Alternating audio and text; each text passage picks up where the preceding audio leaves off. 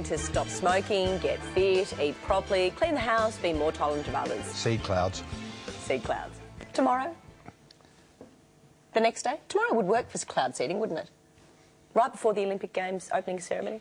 Anyway, most of us are guilty of procrastination at some point, but according to Craig Harper, it is just a bad habit that can be broken. Good morning, Craig. How does your mind work? It's busy in there. It's like a bloke on a unicycle juggling 19 balls wearing a big yellow wig. Well, it's Wayne's fault. Wayne, the pilot, has filled my head full of all of this seeding stuff, and it's fascinating. Interesting. Interesting. You couldn't afford a razor there, Craig? No, I'm going for the kind of hirsute, sexy. I need something. I need like a Heath Ledger mask, or I don't know. I got nothing. This is it. Wear one of those shirts with, you know, like the waffle. Oh goodness. Wear one of those. You're showing a bit of leg.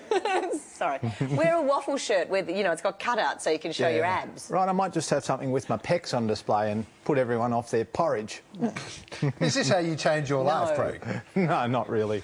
No, I do my very best. Why is it?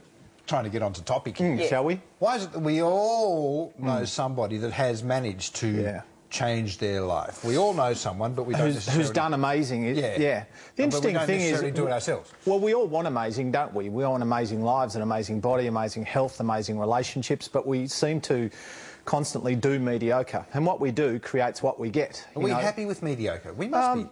We whinge about life being... What's wrong with mediocre? Well, mediocre's okay if that's your standard and if that's what you want. But if I had a room of 100 people and I said, put up your hand if you want mediocre, no one puts it up. Right. If I say, put up your hand if you want amazing, everyone goes, I want amazing. And then I say, well, what are you prepared to do to get it? And they go, oh, not much.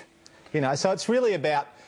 what are we prepared to do to get where we want to go, and consciously creating and managing our best life, because so many of us pretty much get up today and do what we did yesterday, even though yesterday wasn't particularly terrific. But we know those people that have changed their lives and have had a defining moment. What typically do you reckon is the catalyst for that defining moment? Well, there's a trigger, isn't I think everyone gets to a point where they just react, they just cope, they just start to use their potential. So many people spend so much of their life not using what they've got. Like, we all know the person who's been diagnosed with a disease and all of a sudden they do more living in 2 years than they've done in 45 years because they go, geez, I better get the most out of it, and they create great relationships and they become passionate and dynamic. And the so is it a life-threatening moment that causes the slap? Well, I think it's just a mental and an emotional shift, and it's caused by different things for different people. Every day we can get up and say, I want a fabulous life. I want great relationships, great career, great health. I want great conversations every day. And we have that choice to get out of bed and do it. Like, if we get up every day and we go, geez, my back's sore, and oh, it's only going to be bloody 16 degrees in Melbourne today, and I'm not, oh, shit, it's going to be a shocking day. And it's not because the day's shocking. It's not because of situations or circumstances. It's because of the attitude we take into it. And I know that sounds a little bit cheesy, but it's absolutely true that we have that choice to get up and go, today will be a good day because I'm going to make it that way. Well, how do we make the difference? I mean, how do we move from... How do we artificially do it then if we don't have a life-altering Well, it's moment? not artificial because we don't really live in the world. We live in our head, right? This is our reality in here, isn't it? Deep. Right? Because you and I, well, that's where we live. If you and I go through the same situation or circumstance, we don't necessarily have the same experience, do we? Because I might go into a situation that's quite difficult and confronting, and I come away and I go, what a great lesson that was. And you go, what a pain in the arse that was. I hated everything. As you age, you're getting sadder. Yeah, because you go into the process and you take away from it what it represents to you. So all I'm saying is, you know, let's get to the point where we go, well, where am I going to be in 1, 2, 5 years? What do I want for my life? What do I want for my body, for my health, for my relationships, for my marriage, for my family, for my career, for my finances? And what do I need to do today? What do I need to change about me today? What decisions do I need to make? What action do I need to take to stop procrastinating? Because, you know, in a minute, we're all going to wake up, we're going to be 5 years older, and we're going to go, I didn't actually plan on being here. But it's amazing in that situation where something that seemed like such a big effort at the time becomes not negotiable. Totally. And we've spoken about non-negotiable behaviours before. Setting yourself some rules. Absolutely. And sometimes things that are really difficult, all of a sudden circumstances change, it's not difficult at all. And it's a matter of going, well, I don't have an option now, so I'm going to do it. Like the guy who... I worked with a guy recently who just couldn't stop eating rubbish, couldn't get disciplined and controlled with his lifestyle, got diagnosed with diabetes and became the most controlled, disciplined, best attitude individual on the planet in 24 hours, in fact, in 24 minutes. Why? Because he had some news, he had a huge emotional and psychological shift, and our psychology and our emotional state determines our physiological state largely. So when we get this right, we get this right.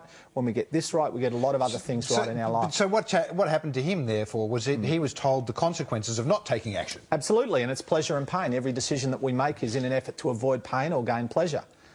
But it's true to say that as a you know, a race, yes, we do as much as we need to do. Totally. Until he gets the bad diagnosis, he's going, hey, That's exactly right. We're addicted to comfort. We're creatures of habit, we're creatures of comfort, but the reality is where the great stuff comes is going through the discomfort, where the learning happens, where the growth, the evolution, the development, and where the joyride is when we do the tough stuff. Just like if you get into the gym and you don't get uncomfortable, your body doesn't adapt. Well, in life, in relationships, in career, if we don't get uncomfortable, we don't learn, we don't get those lessons, we don't gain strength, we don't adapt, we don't become better.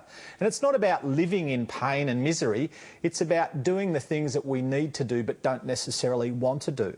And the principles that we learn through creating a good body in the gym, we can apply those same principles to every area of our life, because it's about becoming effective decision makers and doing the tough stuff. And stop procrastinating, stop waiting for the right time, because it doesn't come. And I guess be realistic, because there are some things that you just simply cannot change. You're not going to change your genetics, your looks. Well, I'm not going to run 100 metres in 8.5 seconds, doesn't matter how focused and disciplined I am, but it's a matter of taking a sensible, realistic, pragmatic mindset into our life and going, where do I want my life to be in 1 to 5 years, and what am I going to do today? I'm not going to wait anymore. What do you think's the biggest the biggest negative in people's lives that weighs them down? Is it job dissatisfaction? Is it unhappy in relationships? Is it unhappy physically? Great question. Great question. The biggest thing that holds us back is how we think about ourselves, how we see ourselves.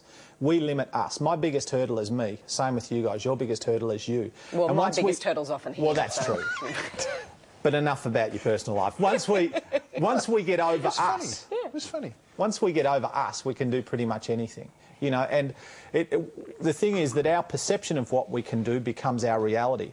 But our potential is largely untapped, and as soon as we're pushed to it, we find all this ability that we've never actually used, and that's the thing that excites me. You are good. I do what I can. You are good. Thank you. Yeah. I'll bring Australia. Come to the workshops. Come to his workshop.